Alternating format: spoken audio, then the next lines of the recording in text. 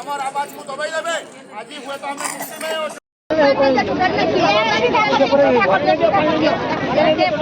आज धारणा उपरे कौन कह कहीं आज धारणा धारणा नहीं ये दीर्घ 6 मास है ये आंदोलन चली आदि समाधान न हो पूरा तीव्रतर हम ये आंदोलन आ पुलिस जो जबरदस्ती लोक उठे नहीं डरइबार जो पॉलिसी लगे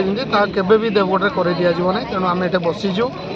अनिर्दिष्ट काल बसबू जिते दूर तो आमर पुराणा हस्पिटाल 24 घंटा चलबार तार बाट न फिटी आम एठू ओहरबू ना आउ गोटे कथा है जो भाई भौणी मान आम उठे नहीं पुलिस अति शीघ्र आप माध्यम नवेदन करूँ घंटे भितर छाड़ू आम पाखे से सामिल हूँ आम ठीक अच्छे राजरास्ता बंद करूँ ना कि ये धारणा देकर आम समाधान न होगा पर्यंत समाधान बाट न फिटवा आम ये बसी रही।